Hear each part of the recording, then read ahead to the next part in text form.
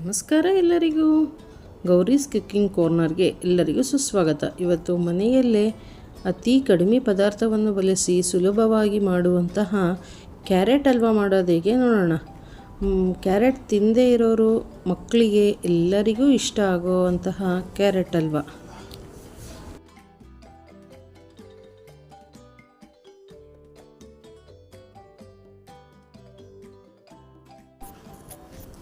ಬನ್ನಿ ಹಾಗಾದರೆ ಕ್ಯಾರೆಟ್ ಹಲ್ವಾ ಮಾಡೋ ವಿಧಾನ ತಿಳ್ಕೊಳ್ಳೋಣ. ನಾನೀಗ 1 kg ಕ್ಯಾರೆಟ್ ತೊಗೊಂಡಿದ್ದೀನಿ. ಅದನ್ನು ಕಡೆ ಸೈಡ್ ತೆಗೆದುಬಿಟ್ಟು ಇಟ್ಕೊಂಡಿದ್ದೆ. ಈಗ ತುರ್ಕೊಳ್ಳೋಣ.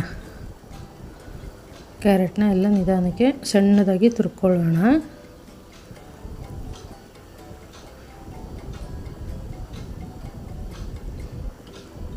ನೋಡಿ, ಈ ಥರ ಎಲ್ಲ ತುರ್ಕೊಂಡಿದ್ದೀನಿ. ಈಗ ಸಣ್ಣದಾಗಿ ತುರ್ಕೋಬೇಕು.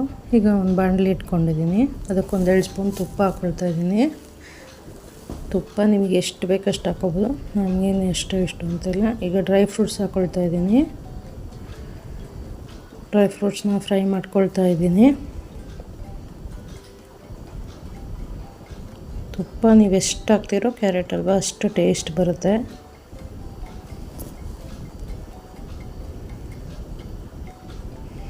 ನಾನು ದ್ರಾಕ್ಷಿ ಗೋಡಂಬಿ ಹಾಕ್ಕೊಳ್ತಾ ಇದ್ದೀನಿ. ನಿಮಗೆ ಯಾವ ಡ್ರೈ ಫ್ರೂಟ್ಸ್ ಇದೆಯೋ ಹಾಕ್ಕೊಳ್ಬೋದು. ಎಲ್ಲನೂ ಹಾಕ್ಕೊಂಡು ಫ್ರೈ ಮಾಡ್ಕೊಬೋದು.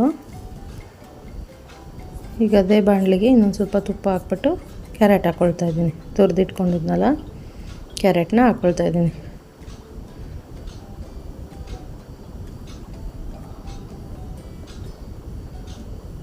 ಎಲ್ಲ ತುರಿದಿಟ್ಕೊಂಡಿದ್ದ ಕ್ಯಾರೆಟ್ನೂ ಹಾಕ್ಕೊಳ್ತಾ ಇದ್ದೀನಿ. ಇದನ್ನು ತುಪ್ಪದಲ್ಲೇ ಫ್ರೈ ಮಾಡಬೇಕು. ಇದನ್ನು ಎಷ್ಟೊತ್ತವರೆಗೂ ಫ್ರೈ ಮಾಡ್ತೀರೋ ಅಷ್ಟು ಟೇಸ್ಟ್ ಆಗ್ತಾ ಇರುತ್ತೆ. ಅದು ಚೆನ್ನಾಗಿ ತಿರುಗಿಸ್ಕೊಂಡು ಮೀಡಿಯಮ್ ಫ್ಲೇಮಲ್ಲಿ ಇಟ್ಕೊಂಡು ಚೆನ್ನಾಗಿ ಮಿಕ್ಸ್ ಮಾಡ್ಕೊಳ್ತಾ ಕೈ ಆಡಿಸ್ತಾನೇ ಇರಬೇಕು. ಫ್ರೈ ಮಾಡ್ತಾ ಇರಬೇಕಾದ್ರೆ ಕೈ ಆಡಿಸ್ಕೊಂಡೆ ಫ್ರೈ ಮಾಡ್ತಾ ಇರಬೇಕು.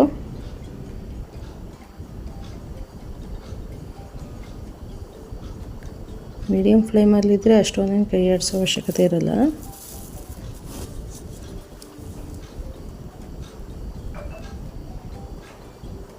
ನೋಡಿ, ಫ್ರೈ ಆಗಿದೆ. ಈಗ ಎಷ್ಟು ಹಾಕಿದ್ವಿ ಎಷ್ಟಾಗಿದೆ.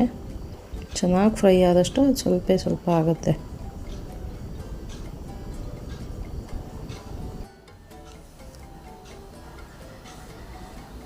ಫ್ರೈ ಆಗಿದೆ. ಈಗ ಹಾಲು ಹಾಕ್ಕೊಳ್ತಾ ಇದ್ದೀನಿ. ನಾನು 1.5 ಲೋಟದಷ್ಟು ಹಾಕ್ಕೊಂಡಿರೋದು ಹಾಲನ್ನ. ಬಟ್ ವಿಡಿಯೋದಲ್ಲಿ ಸ್ಕಿಪ್ ಆಗಿದೆ. ಅರ್ಧ ಲೋಟದ್ದು 1.5 ಲೋಟ ಹಾಲು ಹಾಕ್ಕೊಳ್ತಾ ಇದ್ದೀನಿ. ಹಾಲು ಚೆನ್ನಾಗಿ ಹಾಕ್ಕೊಂಡಷ್ಟು ಟೇಸ್ಟ್ ಬರ್ತಾ ಇರುತ್ತೆ. ಹಾಲಲ್ಲಿ ಕುದಿಬೇಕದು. ಚೆನ್ನಾಗಿ ಕುದ್ದಷ್ಟು ಜ್ಯೂಸಿಯಾಗಿ ಚೆನ್ನಾಗಿ ಟೇಸ್ಟ್ ಇರುತ್ತೆ.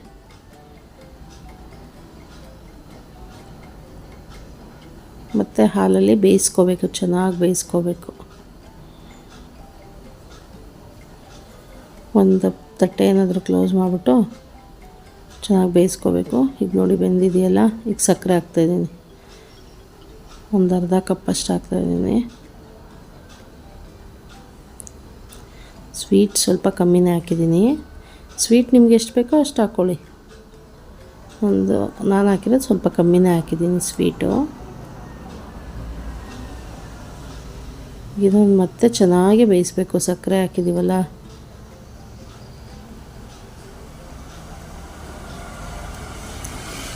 ಸ್ವಲ್ಪ ಕೈ ಆಡಿಸ್ತಾ ಬೇಯಿಸ್ಕೊಳ್ತಾ ಇರಬೇಕು. ಮತ್ತೆ ಒಂದು ತಟ್ಟೆ ಕ್ಲೋಸ್ ಮಾಡಿ ಬೇಯಿಸ್ಕೊಳ್ಳೋಣ.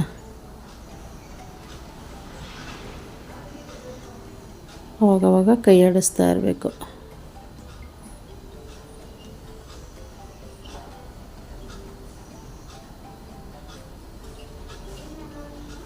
ತಳದಲ್ಲಿ ಹಾಲು ಬಿಟ್ಟಿದೆ ಅಂದರೆ ಇನ್ನು ಬೇಯಬೇಕು ಅಂತ. ಹಾಲು ಬಿಡ್ತಾ ಇಲ್ಲ ಅಂದರೆ ಚೆನ್ನಾಗಿ ಬೆಂದಿದೆ, ಕರೆಕ್ಟ್ ಹದ ಇದೆ ಅಂತ.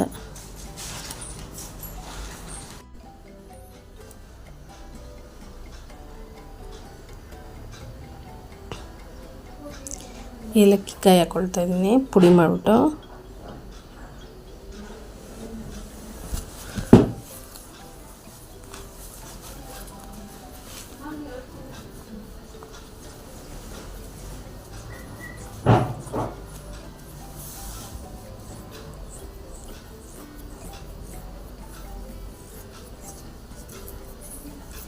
ನೋಡಿ ಒತ್ತಡದಲ್ಲಿ ಹಾಲು ಬಿಡ್ತಾ ಇಲ್ಲ ಅಷ್ಟೊಂದು.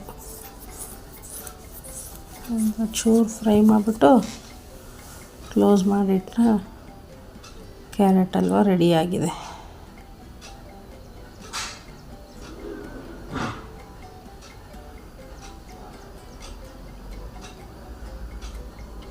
ನೋಡಿ ಹಾಲು ಅಷ್ಟೊಂದಿಲ್ಲ, ಸ್ವಲ್ಪ ಬರ್ತಾ ಇದೆ, ಬಟ್ ಇನ್ನೊಂದು ಸ್ವಲ್ಪ ಬೇಯಿಸ್ಕೊಳ್ಳೋಣ.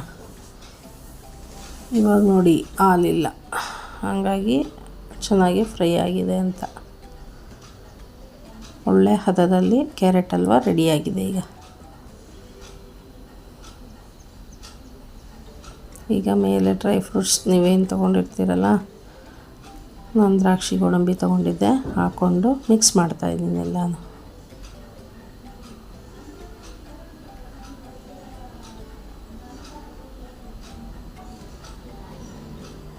ಮೇಲೆ ನೀವು ಯಾವುದೇ ರೀತಿ ಡ್ರೈ ಫ್ರೂಟ್ಸ್ ಹಾಕ್ಕೊಂಡು ಗಾರ್ನಿಷ್ ಮಾಡ್ಕೋಬೋದು. ಅತಿ ಕಡಿಮೆ ಸಾಮಗ್ರಿಗಳಿಂದ ಕ್ಯಾರೆಟ್ ಹಲ್ವ ರೆಡಿ. ನೀವು ಮನೆಯಲ್ಲಿ ಟ್ರೈ ಮಾಡಿ. ಇನ್ನೂ ನನ್ನ ಚಾನಲ್ನ ಸಬ್ಸ್ಕ್ರೈಬ್ ಮಾಡ್ಕೊಂಡಿಲ್ಲ ಅಂದರೆ ಈಗಲೇ ಹೋಗಿ ಸಬ್ಸ್ಕ್ರೈಬ್ ಮಾಡ್ಕೊಳ್ಳಿ. Thank you for watching my videos.